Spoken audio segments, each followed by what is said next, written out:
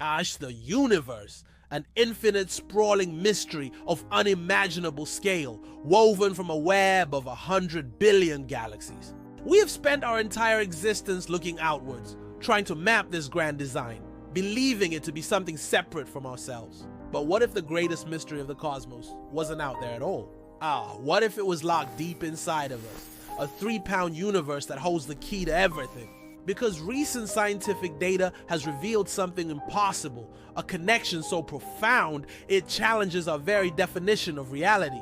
The two most complex systems in existence, the human brain and the universe itself, are virtually identical.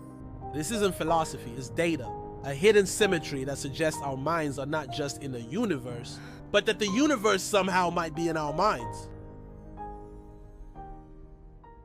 Our investigation begins not in the realm of ancient myth, but in the cold, hard data of two seemingly separate sciences, astrophysics and neuroscience. And within the raw numbers, a ghostly parallel began to emerge, a strange resonance hidden in plain sight, connecting the largest and smallest scales of existence. Using our most powerful supercomputers, we can simulate the birth of our universe, watching gravity slowly weave dark matter into a magnificent cosmic web.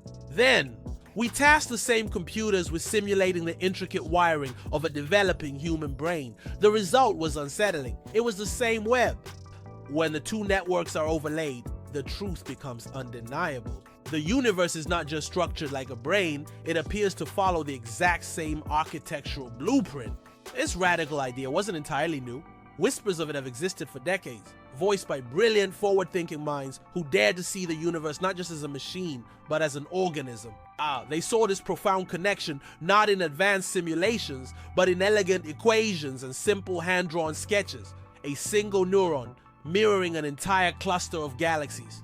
To move beyond theory and into fact, modern science would put this idea to the ultimate test, a direct, quantitative, comparative network analysis. The result was a single number that fundamentally shattered our understanding of our place in the cosmos, a structural similarity of 99.7%. This is a figure that goes far beyond coincidence. It is a declaration, a statement of fact written into the very fabric of reality itself. This discovery implies that our individual consciousness is not an isolated accident of biology, but is perhaps a fundamental, resonant part of the universe's own structure, which leads to a terrifying and profound new question. If our brains are small, intricate copies of the universe, does the universe itself have a center, a great cosmic mind? The data leaves us staring at a staggering conclusion, that the universe isn't just a structure that looks like a mind. The universe is a mind. But how does such a mind think?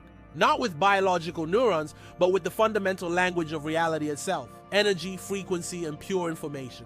A thought on this cosmic scale would not be a fleeting idea. It would be a physical event, an act of creation, rippling through the fabric of space-time.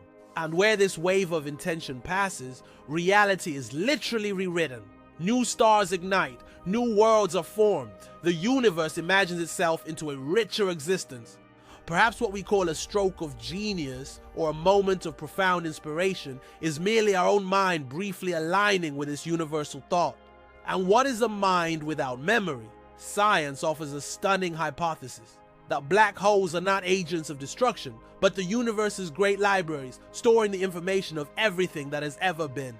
If the universe can remember, can it also dream? It could dream of impossible worlds, of alternative laws of physics, testing the very boundaries of its own imagination. Maybe our own dreams are the private channel through which we connect to this universal dreamer, momentarily tapping into a realm of infinite possibility. Ancient mystics had a name for this, the Akashic Record, a library of all knowledge where every moment past and future is stored as pure information. Information is the lifeblood of this cosmic mind, traveling for eons across the vast emptiness, carrying the ancient story of a distant star. And that story only becomes real when its journey ends, when the information is received, when it is observed by a conscious mind like our own. But the data shows this universal consciousness may not be whole. There are great silent voids in the cosmic web, vast shadows where the light of information does not seem to flow. What are these dark patches in the mind of the universe? The discovery of a universal mind was a moment of unparalleled awe.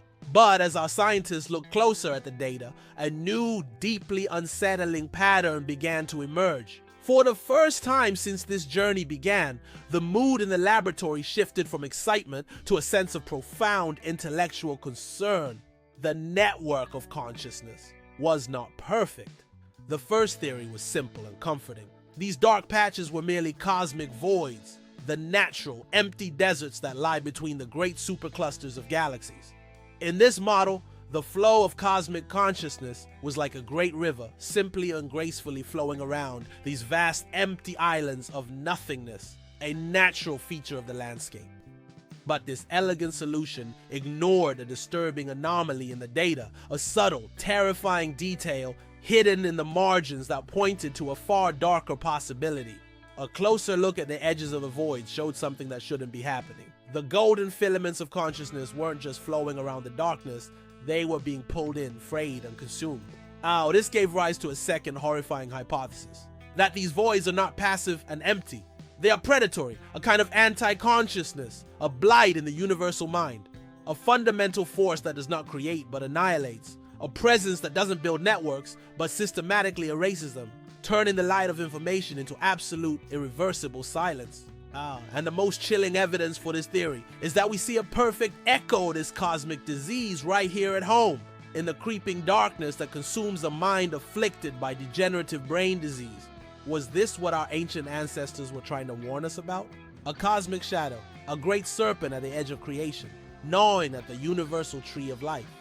This led our team to ask the final terrifying question: is this shadow growing?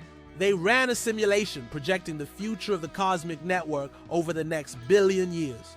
The result was an undeniable, inescapable, and heartbreaking conclusion. The darkness is spreading. The universal mind is dying.